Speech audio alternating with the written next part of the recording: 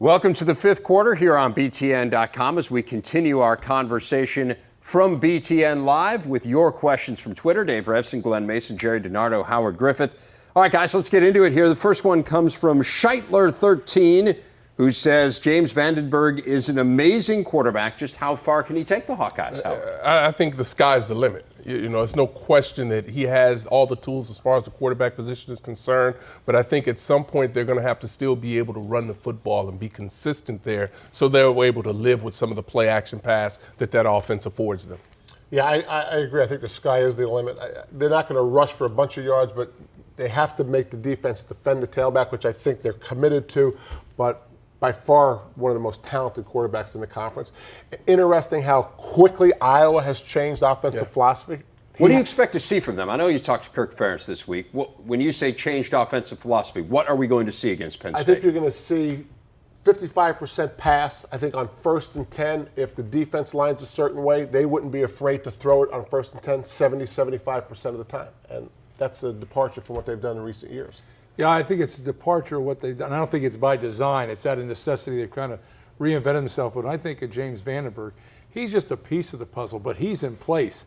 How far they're going to go, it depends on how the other pieces fit into the key. You know, the other thing they did watching the Pittsburgh game is they were more one back than they've been in the past. They've been two back, but now they're running the inside and outside belly just out of the one back formation because the formations play better to Vandenberg's passing game. And what's interesting about this, we didn't see this in their arsenal, but it's in their playbook. When you talk about that West Coast offense, they just didn't need it. They ran the ball with such dominance that's what they decided to rely upon. And I think also when you look at what Ricky Stanzi did, tremendous job he did at the quarterback position, but Ricky Stanzi's probably not as talented throwing the football as Vandenberg, and that opens up an entire new part of that playbook for them. I still maintain, Jerry, you and I have talked, that when you talk about their offense, you got to think about their defense. Their defense is not what it's been, so they can't play to it. They have to do some other things. Next question comes from Bearded Genius 51, who wants to know who will be a bigger factor. He's a humble guy.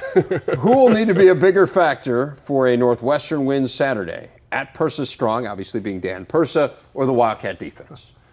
Bearded Genius. I'm going to change my, what do you call it, handle? What do you I'm going to change Bearded Genius. I'm not sure what it's going to be. Bearded Genius is taken. It's going to change. You know, I'm a big Dan Persa fan, but I can tell you, it's about the defense. You remember they're playing Michigan with Denard Robinson. I just don't think Northwestern wants to get in a scoring battle with them. And that's what it's going to take to beat them if the defense, Wildcat defense, doesn't show up. I would disagree, respectfully. I think their only chance is to get into a shootout and make Persa win the game, have Persa make some of those avoids he made against Illinois, throw the ball all over the lot, because I don't think their defense can stop the Michigan offense. So if you're going to beat them, maybe you have to join them. Well, I think it will be up to the defense. And I say that the defense has to take away the run.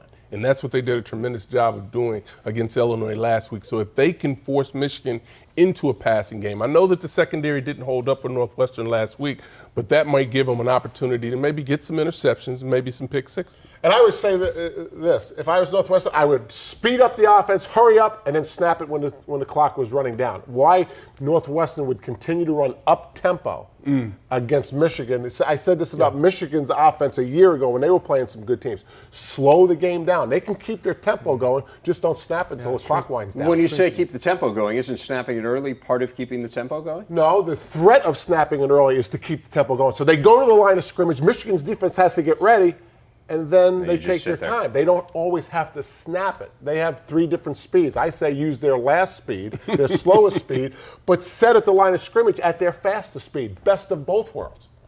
Interesting stuff, because I know there was some talk, particularly in that third quarter of the game against Illinois. You have a big lead, you're snapping the ball early with still 25 seconds left on the play clock. So interesting stuff there. This one from Wacky Dame, who says, how does the team pick up a guy when he has had a tough game? I feel bad for Taylor Martinez, and he did have a tough game against Wisconsin. Why don't we start with the guy who was most recently a player? if you have a guy who does not play well, what do you do, Howard? Well, I think the team has a rally around it, but I think that's just one of the things that happens that teammates do. I don't think they go out and make a conscious effort of saying, we've got to go pick this guy up. They know that if a guy is struggling on the football field, that they're all in this thing together, and they just pick one another up and keep moving. He took your handle. What was his handle? Wacky? I think this. I think it's a good time for a one-on-one meeting with the player. I have a one-on-one meeting with Bo, in this case, and Taylor, and saying, you want to help the team, you show everybody they don't need to pick you up. You've picked yourself up. You go out there and you practice like hell and you get it going and put this behind you. So I think he can do it without his teammates. He can energize his teammates if he shows them it's behind him. I was just kidding about Wacky. By the way. I know that. I'm a very sensitive human being, and you don't take that How into account. sensitive are you? You know, you look at Taylor Martinez, he's had some great days, and he had a bad day. Yeah. And, you know, typically if those guys are made of the right stuff, if they're the right type of player, especially quarterback, they have short memories, they write it off as a bad day. And that's not an excuse. And they know, they have the confidence that they're going to come back and they're going to have some great days. And most importantly, I think he'll pick himself up. I agree.